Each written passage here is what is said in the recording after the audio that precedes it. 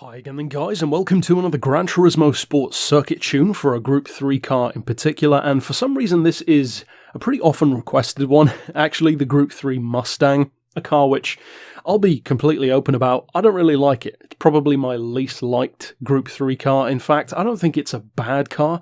It just doesn't feel particularly great at anything in my experience, and actually to tie into that, this definitely isn't the quickest of Group 3 builds that I've done, but somewhat ironically, I actually probably would recommend this for beginners, because the handling is very good. Now, I said that there's no outstandingly good thing about it, but the reason why I say that while simultaneously saying that the handling is good is because the handling is very easy to control, but it still doesn't come off as feeling all that fast, which is an interesting dichotomy to have.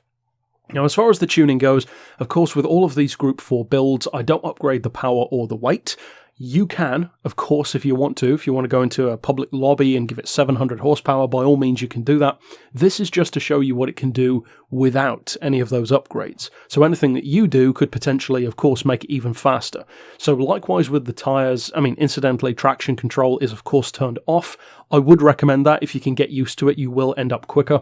As far as the tyres, as I said, we have got racing hards.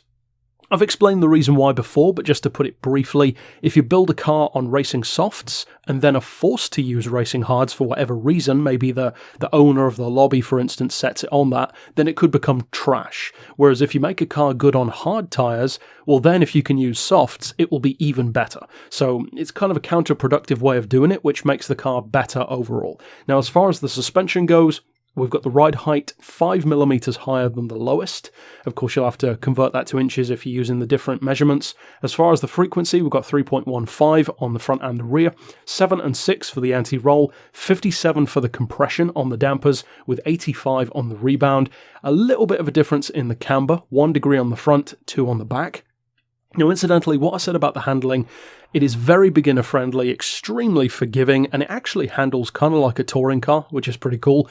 But at the same time, some people might find it a little bit too heavy through corners. So if you do, of course, there are two ways of approaching that. One is the suspension, and the other is the diff. So, of course, if you do find it too heavy, you could lower, for instance, the front camber a little bit, but be aware that you could end up making the car a little bit too loose instead. So test it out, see if you like it, change things, test it again. You know, if you don't like whatever you do to it, you can always just come back to this and use it as like a default tune, if you will. Then as far as tow, that's neutral on the front and the rear. The downforce is as high as possible because, of course, it is a handling and predominantly grip tune rather than a straight line build.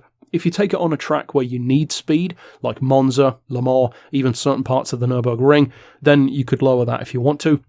As far as the diff, as I mentioned, it's a hugely important part of the handling alongside the suspension. I've got the lowest initial torque and the lowest acceleration with the highest braking. I don't tend to do that to many Group 3 cars, if I recall correctly, but I find that it works pretty well for this one. So again, give it a try. If you like it, then go with that. If you want to experiment with something else, by all means change it up. Or if you already know what works better for you, you could kind of combine it with some of the things that I've done and of course make a potentially even faster Frankenstein tune out of it. Then finally, of course, for the gearbox, this is the main thing that you'll want to change if you do give the car more power, because obviously you'll just run out of gears, essentially. So you want the fully customized transmission.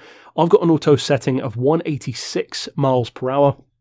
Then, as you can see for the individual gears, 2.86, 2.1, 1650, 1360, 1160, and 1025. That's more than good enough for most technical to semi-technical circuits, so in other words tracks where top speed doesn't matter too much, and then a final drive of 3.3. Now I haven't tested the top speed, but you should pretty comfortably be able to get it up around 170 at least, maybe 180ish, so again that is with no power upgrades, you got to remember as well. So that's it for the tune, and of course now what you want to see, and what you need to see if you want to compare it to my other Group 3 tunes, is how quick can this actually go around Dragon Trail. Well, as far as its Dragon Trail performance goes, as I said, it definitely is not the fastest of my Group 3 tunes. In fact, quite the opposite. This is the slowest of my recent Group 3 builds, all of the ones that I've done on this track with no power or weight upgrades. I've done the Citroen, the Aston, the Corvette, the Ferrari, a number of others, and this is the slowest one.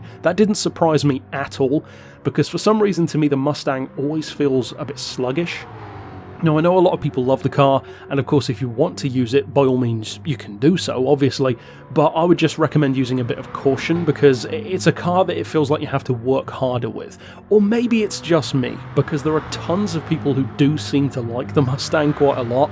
It's kind of like the McLaren, I think, where a lot of people love it, but for me, I just don't get it. It just doesn't work as well for me as it does for many people. I would much rather jump in like a GT by Citroen, or even a Ferrari 458 than something like this. So if you do like the Mustang, or if you just need maybe a better grip tune, something that's lighter on its feet and better on technical circuits and corners, then give it a try, see if you like it, maybe change it up a bit. You could make it, of course, even quicker with some right settings for your driving style, for instance. Now, if you want to check out my other Group 3 tunes, compare them for yourself, try out my different ones, then click the playlist here on screen, and of course, in that playlist, you can see all of my tunes for GT Sport. But that's it for this vid overall. Of course, I will see you guys next time, and for now, as always, thanks for watching.